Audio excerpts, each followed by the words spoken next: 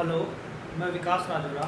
मेरा सब्जेक्ट है बायोलॉजी। आज हम 10th क्लास का लास्ट टॉपिक डिस्कस करेंगे, हार्मोन इन प्लांट्स। उससे पहले हम एक चीज़ डिस्कस करना चाहेंगे और वो ये है कि एनिमल में कोऑर्डिनेशन के लिए दो सिस्टम प्रेजेंट होते हैं। पहला सिस्टम होता है नर्वस सिस्टम और दूसरा होता है एंडोक्राइन सिस्टम। हम ये डिस्कस कर चुके हैं जिसमें हमने पढ़ा था किस तरीके से ब्रेन से नर्व्स जो होती हैं वो इलेक्ट्रिक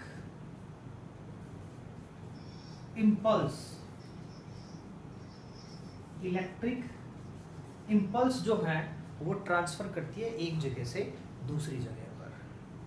तो अगर ये एक हमारे पास हमारी बॉडी में ट्रांसपोर्ट के लिए, या ये कह सकते हैं इम्पल्स को ट्रांसफर करने के लिए ये सिस्टम था, तो इस दूसरे सिस्टम एंडोक्राइन सिस्टम की क्या जरूरत थी? जिस एंडोक्राइन सिस्टम में केमिकल मैसेंजर की जरूरत होती है। दैट मीन यहां पर केमिकल इम्पल्स, यहां पर केमिकल यानी कि एंडोक्राइन सिस्टम में केमिकल्स जो होते हैं वो इम्पल्स ट्रांसफर करते हैं, या केमिकल्स की मदद से इम्पल्स ट्रांसफर होता है, जबकि नर्वस सिस्टम में इलेक्ट्रिक इम्पल्स ट्रांसफर होता है। इसके होते हुए इसकी जरूरत क्यों पड़ी? कोई तो रीजन रहा होगा हमारी बॉडी में, ह्यूमन या एनिमल की बॉडी में, तो वो रीजन देख लेते हैं। जो ये इलेक्ट्रिक इम्पल्स है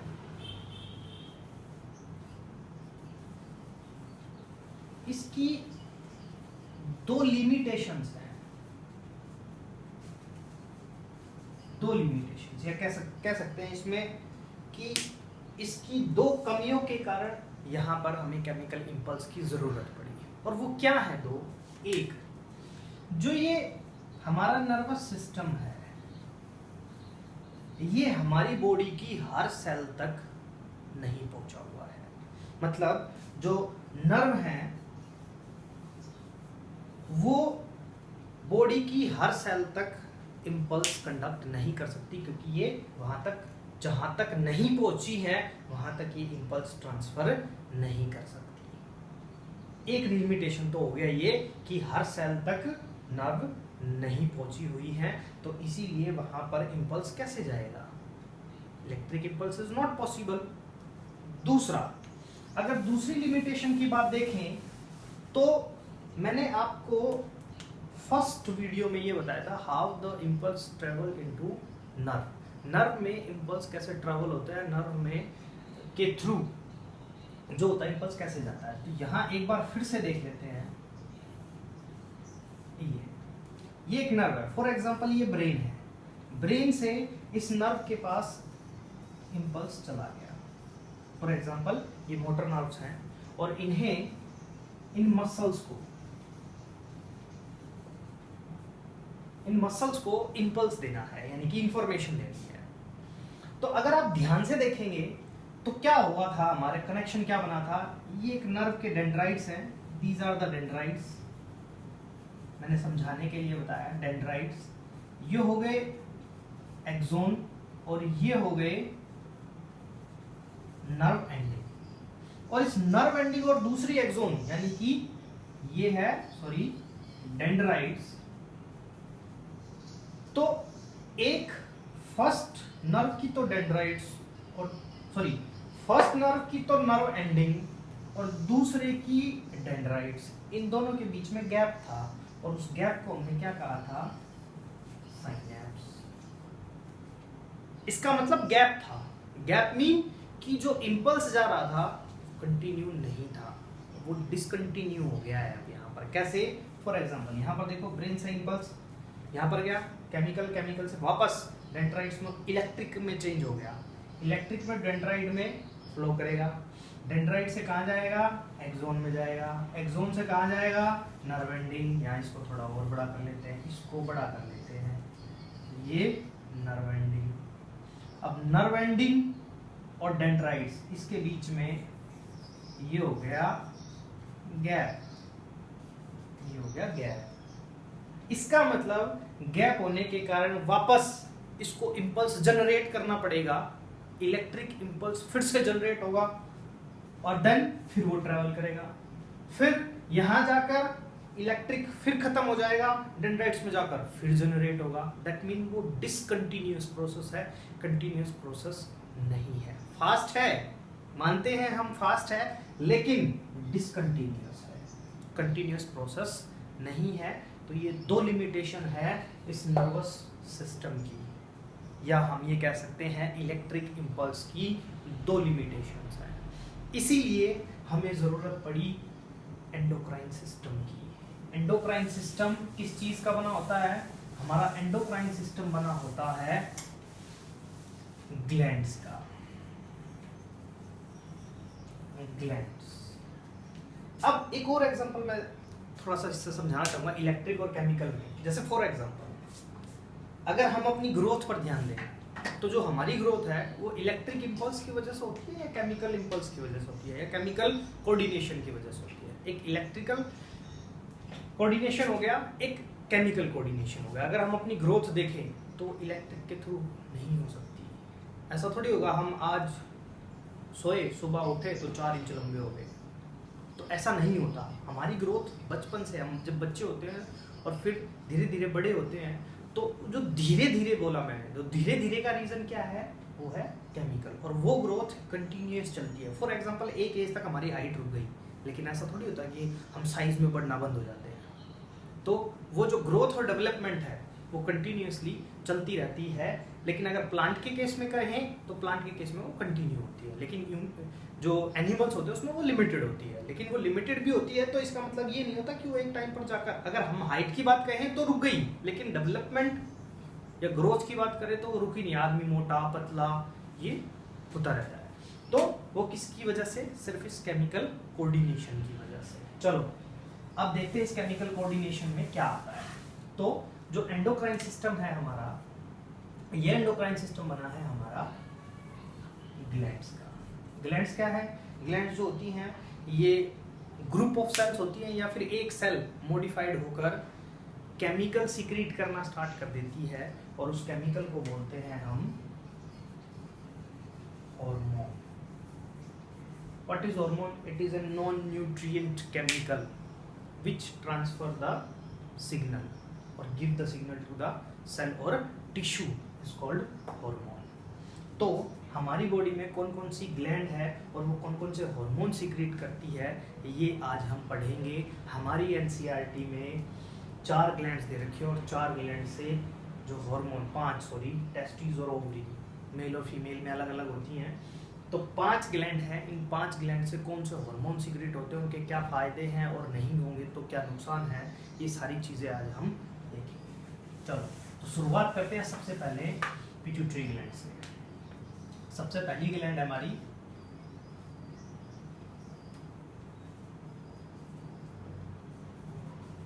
पिट्यूटरी ग्लैंड, ब्रेन में पाई जाती है। पिट्यूटरी ग्लैंड ब्रेन में होती है।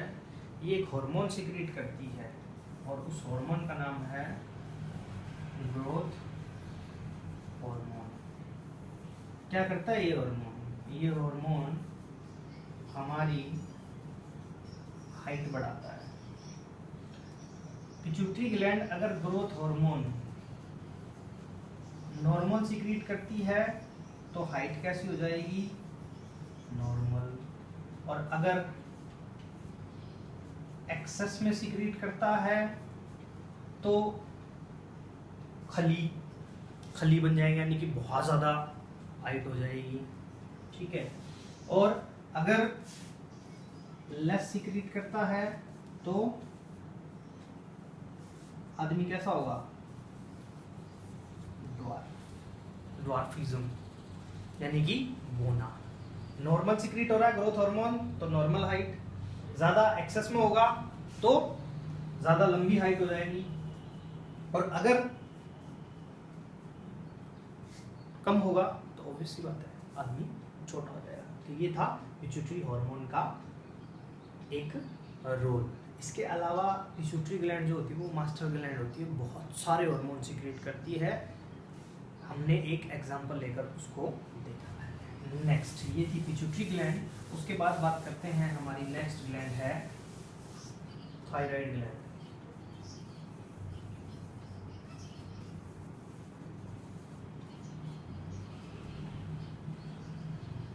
थायराइड ग्लैंड देखते हैं थायराइड ग्लैंड क्या करती है। बहुत इंपॉर्टेंट ग्लैंड है, बहुत इंपॉर्टेंट रोल है इसका। क्वेश्चन अराइज होता है यहाँ से, इंग्लैंड से एक क्वेश्चन हर साल आता है। ग्लैंड्स देखते हैं क्या करती है, कहाँ प्रेजेंट। सबसे पहले लोकेशन देखते हैं। ये नेक में प्रेजेंट होती है, हमारे गले में प्रेजेंट होती है थायराइड ग्लैंड। ये जो हार्मोन सीक्रेट करती है वो थायरोक्सिन करती है, थायरोक्सिन। ये हार्मोन सीक्रेट होगा और ये हार्मोन क्या रोल करेगा, रोल देखते हैं इसका। हार्मोन का रोल, हार्मोन का रोल है ये हमारी बॉडी में कार्बोहाइड्रेट, प्रोटीन और फैट को मेटाबोलाइज करेगा। मेटाबोलाइज का मतलब इनके ब्रेकडाउन, कार्बोहाइड्रेट के ब्रेकडाउन और सिंथेसाइज को मेंटेन करेगा। कौन? थायरोक्सिन। बहुत इंपॉर्टेंट हार्मोन है ये क्या करेगा? अब देखो, कार्बोहाइड्रेट, प्रोटीन और फैट को मेटाबोलाइज करेगा। ये तीनों चीजें किसके लिए जरूरी होती हैं? आदमी की ग्रोथ के लिए जरूरी होती है। तो दैट मीन ये ग्रोथ के लिए रिस्पॉन्सिबल होता है। पिट्यूटरी में पढ़ा वो हाइट के लिए था, ये ग्रोथ के लिए, ओवरऑल ग्रोथ के लिए ये थायरोक्सिन हार्मोन रिस्पॉन्सिबल होता है। क्यों? क्योंकि हमारी बॉडी किस चीज़ की बनी हुई है? ये कार्बोहाइड्रेट, प्रोटीन और फैट, इन्हीं की ज़रूरत होती है। तो इनको मेटाबोलाइज करेगा। अगर ये मेटाबोलाइज होते हैं तो हमारी बॉडी की ग्रोथ नॉर्मल चलेगी, और अगर ये नहीं होते तो ऑब्वियस सी बात है नहीं होगी। और उसके लिए रिस्पॉन्सिबल कौन? ये। अब अगला क्वेश्चन देखते हैं इसमें। अगला क्वेश्चन ये है कि ये कब सीक्रेट होता है? थायराइड ग्लैंड से थायरोक्सिन कब सीक्रेट होता है? जब हम अपने फूड में आयोडीन लेते हैं। आयोडीन आपने सुना होगा, ऑलवेज ईट आयोडाइज्ड साल्ट। और यहाँ से एनसीईआरटी का एक क्वेश्चन भी है, why doctor prefer a pregnant lady to the iodized salt. Iodized salt, और क्वेश्चन हमारा जो फाइनल एग्जाम में आता है वो इसी तरीके से आता है कि आयोडाइज्ड साल्ट क्यों प्रीफर किया जाता है प्रेग्नेंट लेडी को। तो उसके पीछे रीज़न यही होता है कि आयोडीन, अब आंसर सुने, because the iodine is necessary for the secretion of thyroxine hormone from the thyroid gland, and this thyroxine responsible for the metabolism of carbohydrate, protein and fat, and they help in the growth. अगर ऐसे iodide से नहीं आ जाएगा तो एक number में simple ये पूछ लिया जाएगा, which hormone is responsible for the metabolism of carbohydrate, protein और fat, या फिर ये पूछ लिया जाएगा what is the role of thyroxine। किसी भी तरीके से और किसी भी लाइन से क्वेश्चन पूछा जा सकता है। तो क्वेश्चन जो मैं बता रहा हूँ इनको ध्यान से सुने, मेन चीज यही है। टॉपिक तो आप अपनी बुक से लाइन टू लाइन पढ़ ही लेंगे, क्वेश्चन क्या राइज होते हैं वो सबसे बड़ी चीज होती है। तो इस ग्लैंड से ये हार्मोन सीक्रेट होगा और उसका ये रोल होगा, और उस हार्मोन को सीक्रेट कराने के लिए कौन सा चीज जरूरी है? आयोडीन। अब यहाँ पर इसी से एक चीज लेते हैं, और वो ये, अगर एक प्रेग्नेंट लेडी या एक लेडी में आयोडीन की कमी हो जाती है तो क्या होगा? तो आयोडीन की कमी हो जाती है तो उसकी वजह से जो उसकी मेंस्ट्रुएशन साइकिल है वो इम्बैलेंस हो जाती है, ओव्यूलेशन रुक जाता है। दूसरी इंपॉर्टेंट बात, जो गला है, नेक है, ये स्वेलअप हो जाती है। डिजीज सुना होगा, गोइटर डिजीज हो जाती है, गोइटर। ये गोइटर डिजीज है, डिजीज हो जाती है गोइटर, गला सूख जाना, घेंगा बोलते हैं इसको हिंदी में। तो ये गोइटर डिजीज हो जाती है अगर आयोडीन की कमी हो जाती है हमारे खाने में, क्योंकि थायरोक्सिन सीक्रेट नहीं होता और जो इसकी जो सेल्स हैं वो स्वेलअप करना स्टार्ट कर देती है। तो ये था आपका important gland, thyroid gland. Next देखते हैं कौन सी ग्लैंड है हमारी, नेक्स्ट ग्लैंड है हमारी पैनक्रियाज। पैनक्रियाज ग्लैंड कहाँ प्रेजेंट होती है? एब्डोमेन में। एब्डोमेन में प्रेजेंट होती है, स्टमक के नीचे। क्या सीक्रेट करती है? ये सीक्रेट करती है एक बहुत important hormone, insulin. Insulin secret करती है ये। Insulin, what is the role of insulin? ये शुगर के लेवल को मेंटेन करता है। एक बीमारी सुनी होगी, डायबिटीज। डायबिटीज, वो डायबिटीज क्या होती है? जब ब्लड में एक्सेस शुगर हो जाए तो उसको बोलते हैं डायबिटीज। और वो एक्सेस शुगर क्यों होता है? क्योंकि ये पैनक्रियाज ये इंसुलिन सीक्रेट करना बंद कर देती है, जो ब्लड में शुगर के लेवल को मेंटेन करता है। करता क्या है एक्चुअली वो देखते हैं। हमने फॉर एग्जांपल बहुत ज़्यादा मीठा खा लिया, मीठा खाने से ब्लड में शुगर का लेवल हाई हो गया। अब पैनक्रियाज क्या करेगी? इंसुलिन सीक्रेट करेगी। इंसुलिन सीक्रेट करेगी तो ये इंसुलिन ब्लड में जाएगा जहाँ शुगर का लेवल ज़्यादा था, पूरे बॉडी में ही हो तो शुगर का लेवल ज़्यादा है तो इस शुगर को ब्रेक करेगा और शुगर के लेवल को नीचे ले आएगा। मतलब जितनी ज़रूरत है उतनी ले आएगा। नॉर्मल ब्लड शुगर होता है 80 mg/100 ml, इतना होना चाहिए एक नॉर्मल आदमी का है ये। और इससे ज़्यादा, मतलब अगर 100 से ज़्यादा चला जाता है तो वो फिर ज़्यादा हो जाता है। अगर वो कंट्रोल ना हो तो फिर डिजीज हो जाती है डायबिटीज़। ये क्वेश्चन भी है कि अगर फॉर एग्जांपल आपकी एनसीईआरटी में ऐसे दिया हुआ है कि मान लो आपके साथ कोई फ्रेंड है और उसको शुगर की वजह से एक बीमारी है, तो वो डॉक्टर के पास जाता है तो डॉक्टर उसको इंसुलिन के इंजेक्शन लगाता है। क्वेश्चन ये है, तो वो क्यों लगाता है? क्यों? क्योंकि उसकी बॉडी में पैनक्रियाज इंसुलिन सीक्रेट नहीं कर रहा है, इसीलिए उसे इंसुलिन बाहर से इंजेक्शन के थ्रू दिया जा रहा है ताकि उसकी बॉडी में जो ब्लड में शुगर का लेवल है वो ज़्यादा ना रहे और वो मेंटेन हो जाए। तो ये था पैनक्रियाज। पैनक्रियाज क्या करता है? इंसुलिन सीक्रेट करता है। इंसुलिन क्या करता है? ब्लड में शुगर के लेवल को मेंटेन करता है। मतलब ब्लड में शुगर अगर हाई हो जाए तो उसको लो ले आता है। ये सीक्रेट ना हो तो बीमारी हो जाती है डायबिटीज़ मेलिटस होती है। आप डायबिटीज़ याद रखें, इनफ है। क्वेश्चन यहीं से आता है कि इसमें कुछ पैरामीटर्स दे देते हैं। जैसे मैंने ये दे दिया कि नॉर्मल ये होता है। अब कई बार क्या देते हैं कि इसमें आपको एक वो दे दिया जाएगा कि ब्लड में शुगर का लेवल ये है। जैसे फॉर एग्जांपल ब्लड में शुगर दे दिया, एक आदमी का ब्लड शुगर ये है, फिर ये दे दिया, दूसरा में दे दिया कि एक आदमी का ये है। तो बताओ किसको इंसुलिन की अभी सीक्रेशन की ज़रूरत है? obvious बात है, इसको ज़रूरत है क्योंकि इसमें ज़्यादा है शुगर का लेवल। तो इसीलिए ये पैनक्रियाज है जो ब्लड में इंसुलिन के लेवल को सीक्रेट करता है। क्वेश्चन ज़रूर आता है इनसे, इंसुलिन से या एड्रेनालाइन से। एक क्वेश्चन ज़रूर आएगा। नेक्स्ट है आपका एक ग्लैंड रह गई है बीच में, उसको भी देख लेते हैं। एड्रेनल ग्लैंड, चलो देखते हैं ये क्या है। बहुत इंपॉर्टेंट है ये। क्या ठीक है ना? हमें जब कोई स्कैरी कंडीशन आती है तो स्कैरी कंडीशन में हम अपने आप को कैसे मेंटेन करते हैं, मतलब कैसे कंट्रोल होता है। जैसे फॉर एग्जांपल हमने या किसी बच्चे ने कोई चीज़ चुराई, अब चीज़ चुराई और उसकी चोरी पकड़ी गई। अब चोरी पकड़ी गई तो क्या होगा? अब उसको भी पता है कि चोरी पकड़ी गई है मेरी, उसको बुलाया जाएगा। प्रिंसिपल अगर उसे बुलाता है तो प्रिंसिपल जब उसे बुलाएगा तो क्या होगा?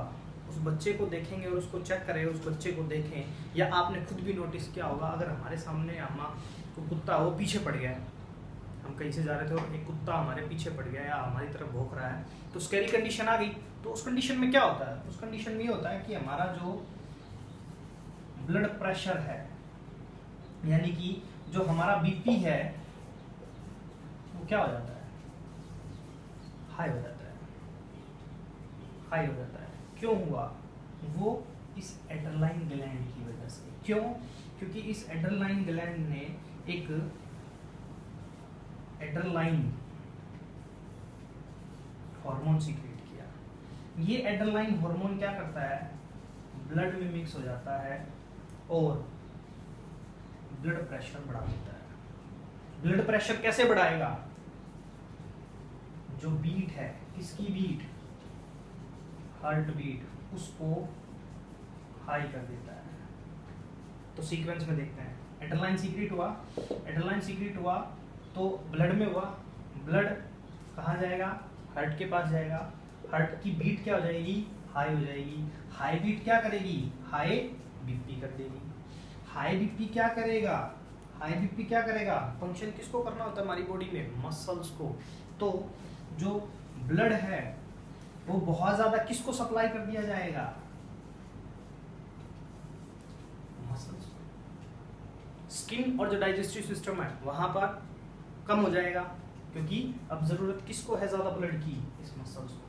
तो मसल्स को वो सप्लाई कर दिया जाएगा। अब ऑब्वियस सी बात है, बीट बढ़ रही है यानी कि बीपी बढ़ा है, तो ऑब्वियस सी बात है जो ब्रीदिंग रेट है वो भी इंक्रीज होगा, क्योंकि अगर बीपी बढ़ा है तो उसको ऑक्सीजन की एक्सचेंज की तो जल्दी जरूरत पड़ेगी। तो ऑब्वियस सी बात है क्या होगा, या ये कह सकते हैं कि मसल्स के पास अगर ज़्यादा ब्लड जा रहा है तो दैट मीन इनको एनर्जी की ज़रूरत है। तो एनर्जी कहाँ से आती है, जो ग्लूकोज को ऑक्सीजन की प्रेजेंस में तोड़ा जाएगा, और ऑक्सीजन कहाँ से आती है, ब्रीदिंग से आती है।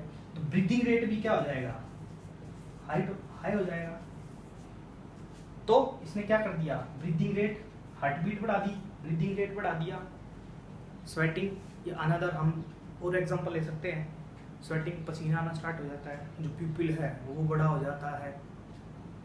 तो इसके अलावा कुछ और एग्जांपल दूं, अगर आप कोई देशभक्ति का गाना सुन रहे हैं या फिर कुछ ऐसा सुन रहे हैं तो गूज बम्स खड़े हो जाते हैं, तो वो भी इस एड्रेनालाइन की वजह से ही, वो भी एड्रेनालाइन का ही रोल है। That mean this hormone help to fight against the scary situation. ज़्यादा खुशी, ज़्यादा जो एक्साइटमेंट की कंडीशन है उसमें, इमरजेंसी कंडीशन में, बेसिकली मैं कहूँ तो ये इमरजेंसी हार्मोन जो एड्रेनालाइन हार्मोन है ये हमारा इमरजेंसी हार्मोन भी है, जो हमें सिचुएशंस में, डिफरेंट सिचुएशंस में मदद करता है उनसे, जो उन सिचुएशन है उनसे लड़ने में। तो ये था हमारा एड्रेनालाइन ग्लैंड। नेक्स्ट आती है हमारी टेस्टीज। टेस्टीज मेल में होती हैं, एक हार्मोन सीक्रेट करती हैं जिसका नाम है टेस्टोस्टेरोन या फिर एंड्रोजन। कब सीक्रेट होता है हम जानते हैं, प्यूबर्टी पर।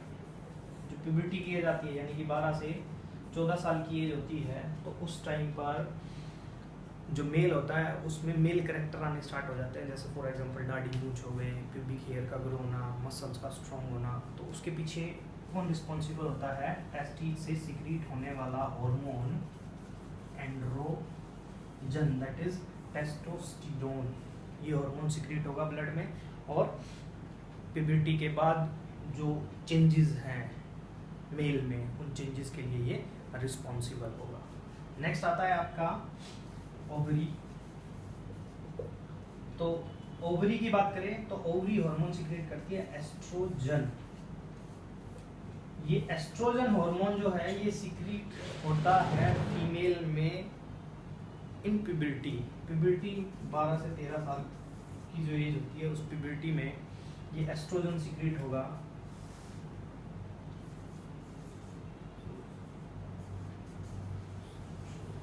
जन सीक्रेट होगा। ये एस्ट्रोजन क्या करेगा, ये फीमेल में जो चेंजेस आते हैं उनके लिए रिस्पॉन्सिबल होता है। बॉडी पर फैट डिपॉजिट होना, ब्रेस्ट साइज इंक्रीज होना, तो उसके लिए ये रिस्पॉन्सिबल होता है एस्ट्रोजन। ये थे आपके कुछ हार्मोन और उनसे उठने वाले क्वेश्चंस जो मैंने साथ साथ बताए हैं। इंपॉर्टेंट चीज़ है क्वेश्चंस, तो फाइनल एग्जाम में आप उठाकर पिछली बार के क्वेश्चन उठाकर देख सकते हैं पेपर की क्या क्या आपके क्वेश्चंस आए हैं। यहाँ से हार्मोन से ज़रूर एक क्वेश्चन आता है, तो तो ये था हमारा